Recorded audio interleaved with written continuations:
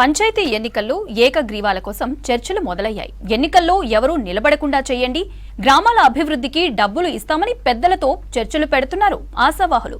ముఖ్యంగా తొలి విడతలో ఎన్నికలు జరిగే మండలాల్లో ఎక్కడ చూసినా ఏకగ్రీవాల కోసం బేరసారాలు కొనసాగుతున్నాయి. ఇప్పటికే పలు జిల్లాల్లో 1-2 గ్రామ పంచాయతీల్లో సర్పంచులను ఏకగ్రీవంగా ఎన్నుకున్నారు గ్రామస్తులు.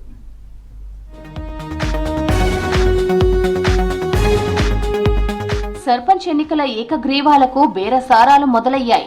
ఇప్పటికే ఎలక్షన్ స్కెడ్యూల్ రావడం, మొదటి విడత ఎన్నికలకు నోటిఫికేషన్ కూడా ఇవ్వడంతో సర్పంచ్ పదవులు ఆశిస్తున్న వారు రంగంలోకి దిగారు.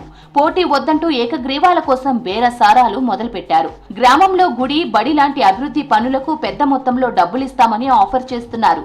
కార్పొరేషన్లు, మున్సిపాలిటీలను ఆనుకొని ఉన్న జనరల్ పంచాయతీల్లో సర్పంచ్ పదవులకు మస్తు డిమాండ్ ఉంది. ఆయా చోట్ల 50 లక్షల నుంచి కోటి వరకు పెట్టేందుకు ఆశావహులు ముందుకు వస్తున్నారు. మరోవైపు ఏకగ్రీవ పంచాయతీలకు నియోజకవర్గ అభివృద్ధి నిధుల్లో నుంచి 10 లక్షల నుంచి 15 లక్షల వరకు ఇస్తామని ప్రజాప్రతినిధులు కూడా ప్రకటిస్తున్నారు. నామినేషన్ల ప్రక్రియ ప్రారంభం కాకముందే రాజన్న సిరిసిల్ల జిల్లా రుద్రంగి మండలం రూప్లా నాయక్ తండాలో సర్పంచ్ గా జవహర్ నాయక్ ను ఏకగ్రీవంగా ఎన్నుకుంటూ ఆ గ్రామస్తులంతా తీర్మానం చేశారు.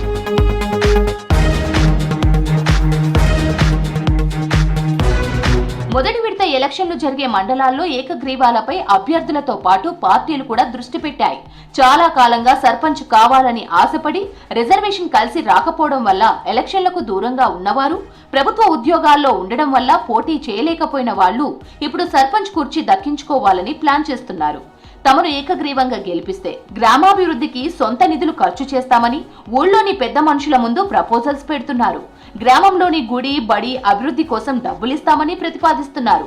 ఎవరూ పోటీ చేయకుండా చర్చించి ఒప్పించాలని, తీర్మానం చేయించాలని విజ్ఞప్తి చేస్తున్నారు.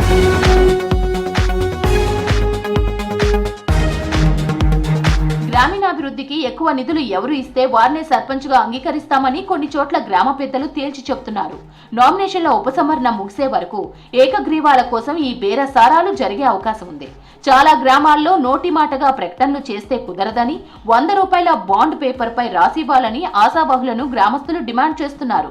మరికొన్ని చోట్ల గ్రామాభివృద్ధి కోసం కేటాయించే డబ్బును ముందుగా బ్యాంక్ అకౌంట్ లో డిపాజిట్ చేస్తేనే ఏకగ్రీవానికి తీర్మానం చేస్తామని సూచిస్తున్నారు. దీంతో సర్పంచ్ సీటుపై కన్నేసిన ఆశావహులు డబ్బులు సమకూర్చుకునే యత్నాల్లో ఉన్నారు. ఫ్లాట్ అమ్ముతామని కొందరు, తాకట్టు రిజిస్ట్రేషన్ చేస్తామని ఇంకొందరు, డబ్బులు సర్దుబాటు చేయాలంటూ బంధువులు, సన్నిహితుల వెంటపడుతున్నారు. ఖమ్మం జిల్లా రఘునాథపాలెం మండలంలో 9 జనరల్ స్థానాల్లో ఏకగ్రీవాల కోసం ముమ్మర ఏర్పాట్లు జరుగుతున్నాయి. ఖమ్మం సిటీని ఆనుకొని ఉన్న మండలం కావడంతో ఈ గ్రామాల్లో సర్పంచ్ పదవుల కోసం 50 లక్షల నుంచి కోటి వరకు ఖర్చు చేసేందుకు పలువురు ఆశావహులు ముందుకు వస్తున్నారు.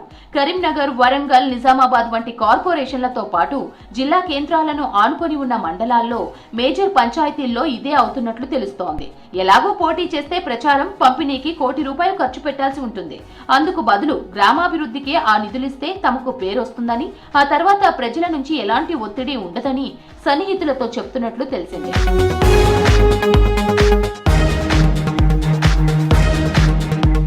గత బీఆర్ఎస్ ప్రభుత్వ హయాంలో 2019లో గ్రామ పంచాయతీ ఎన్నికలు జరిగాయి.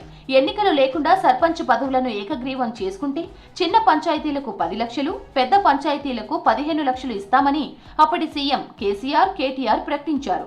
దీంతో ఆ పైసలతో ఊరిని అభివృద్ధి చేసుకోవచ్చని వందలాది గ్రామాలు, ముఖ్యంగా తండాల్లో ప్రజలు సర్పంచ్లను ఏకగ్రీవంగా ఎన్నుకున్నారు.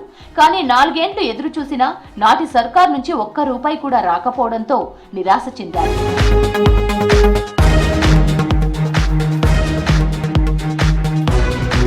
ప్రస్తుత కాంగ్రెస్ ప్రభుత్వం ఏకగ్రీవ పంచాయతీలకు ఎలాంటి నజరానా ప్రకటించలేదు.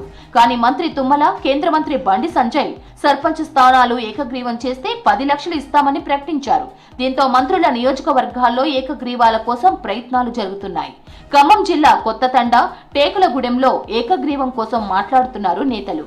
రాజన్న సిరిసిల్ల జిల్లా రుద్రంగి మండలంలోని రూప్లా నాయక్ తండా సర్పంచ్ గా జవహర్ నాయక్ ను ఏకగ్రీవం చేసుకోవాలని గ్రామస్తులంతా తీర్మానం చేశారు.